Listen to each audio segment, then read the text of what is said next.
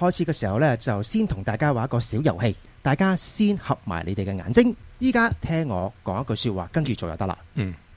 就係唔好諗一隻白色嘅紅人。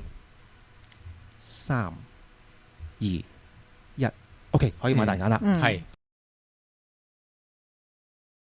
頭先呢句說話呢，就其實基本上係牽涉即係我哋人類處理語言嘅兩個部分。第一個就係處理一個抽象嘅信息啦，同埋一個具體嘅信息。咁啊頭先嗰句說話，唔好諗一隻白色嘅紅人。咁啊入邊有兩嘢啦。抽象嘅就係唔好諗啦，而具體嘅就係白色嘅紅人。係啦，咁呢，所以當我哋人類處理信息嘅時候，就先會處理一啲容易嘅信息。當你聽到嗰句說話，你就會諗起白色嘅紅人，先至處理唔好諗呢個抽象嘅概念。咁咧喺我哋日常生活點樣應用呢？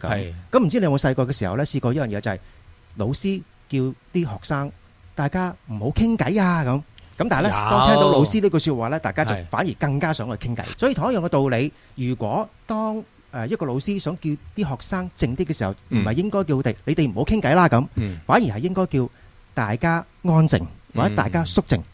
咁變咗，因為你處理就直接處理肅靜呢個 message。因為當你講唔好傾偈嘅時候，佢又處理咗傾偈先至去翻轉頭去諗唔好。咁所以嗰個效果係相對嚟講係冇話直接同佢講，你哋大家安靜，嗰個效果咁顯著嘅。係啦，所以同朋友一齊出街嘅時候啦，即係嗰個朋友成日遲到啦咁，你會講你下次唔好遲到啦咁。咁反而應該同佢講，你下次會準時啲啊。咁變咗佢收到嘅信息就係準時 instead of 遲到。所以呢個呢，就偏向依家主張嘅一個正向嘅一個思維，即係正能量，正面啲啊，用個正面嘅方法嚟到教佢，或者正面嘅方法同佢講，希望透過正面嘅信息，而唔好透過負面嘅信息嚟到去改變佢嘅行為。